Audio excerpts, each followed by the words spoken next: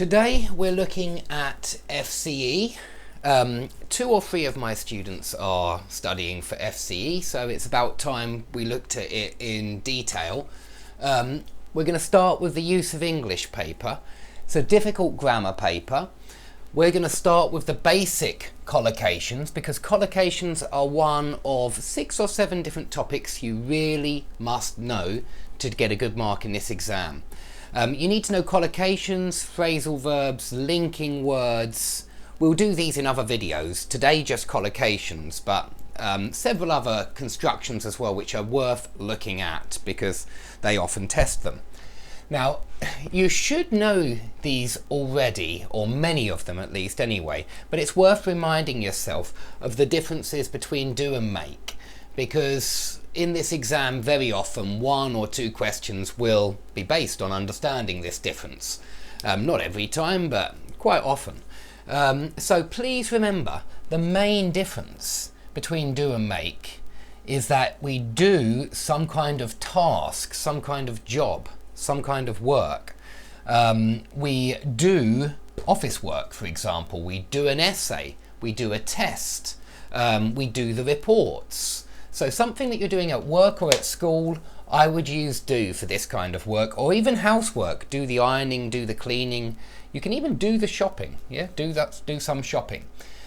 You can also do well or do badly at something. Do well in the test, do badly in the test. And you can do someone a favour. Now please remember some of these excellent expressions and phrases, because it's another thing which they like to test in the use of English. It makes it a hard exam. Do up, I just put on here as a good example of a phrasal verb, and I hope that you know do up. It's what you say when you mean do up your coat, do up your shoes, do up your tie. It means tie up or connect or fasten. Do up your seatbelt, I think some people will say, but normally put on your seatbelt. Do up your belt, perhaps, that's better. Do up your belt. Okay, so plenty with do.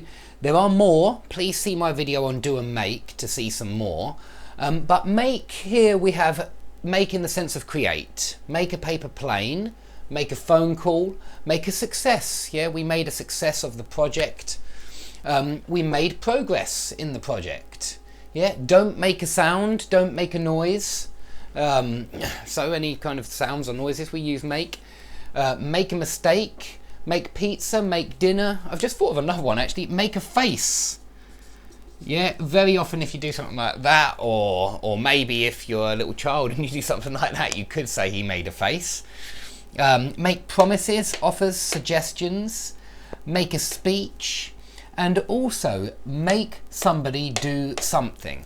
These constructions, like do someone a favour, they're worth remembering. Remember, I mean here the idea that, for example, my parents made me do my homework when I was younger, or my wife makes me have a shower every day, something like this. Yeah, but it means they force you to do something.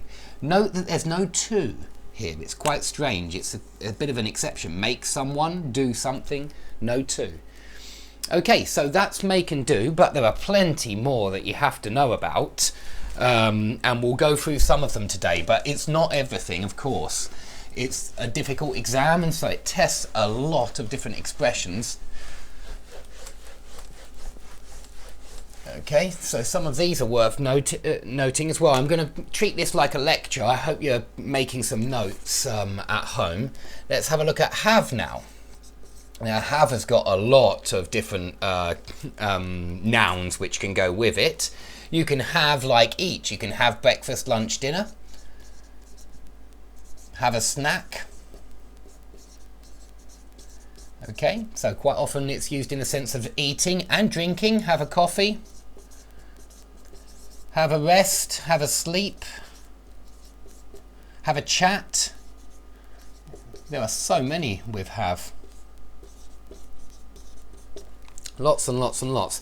Now, good expressions like have something in common with someone.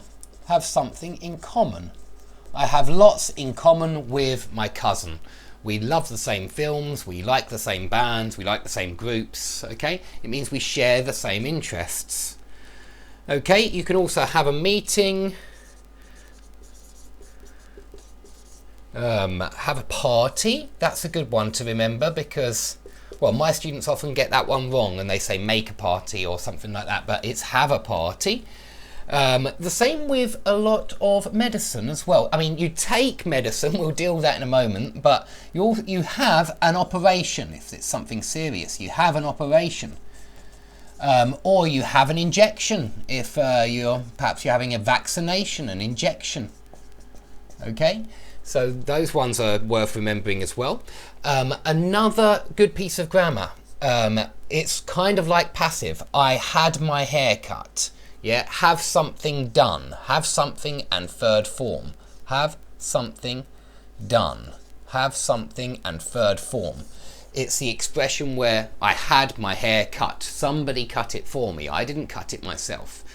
I did have my hair cut. My wife cut it for me. But you could also say I had my car repaired or something like that because I didn't repair my car. Somebody else repaired it. Okay, I think a couple more. Have time to do something. I didn't have time. Very often used in the negative. I didn't have time to finish my homework. Yeah. Or have a good time. Yeah, I had a great time on holiday.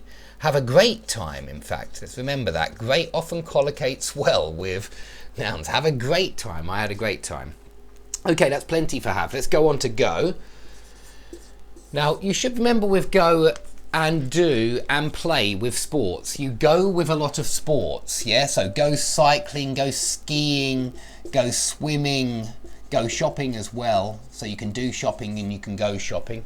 Both are possible. So lots of these verbs which end in ing. Go windsurfing. Most water sports and most skating sports or wheels, you know, go skateboarding, that kind of thing. You also go for a walk. You go by car, by bus. There are lots with go, of course. Go to bed. Or go to work, go to school, but go home. No preposition with home, but go to work, go to school. Okay? I hope that's clear. Please ask questions under the video if there's something you don't understand. Is that working? Yeah. Okay, and also go abroad. So there are lots of expressions with go. There are plenty more. I haven't got many up there. In particular, there are lots of phrasal verbs with go, and I recommend you watch the video Phrasal Verbs with Movement. I'll put a link up here, and it will show you lots of different prepositions you can use with go in the sense of movement, and they're certainly worth learning for this exam as well. Okay, let's go on to some more. Keep now. Let's look at keep.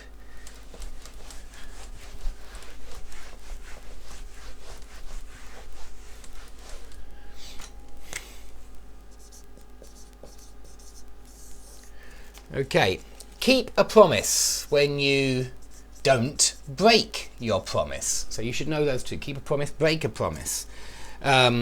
Keep something safe somewhere, yeah? So, for example, keep your cash under your bed, under your pillow. Yeah, keep your cash under your pillow. Keep something somewhere, keep it safe.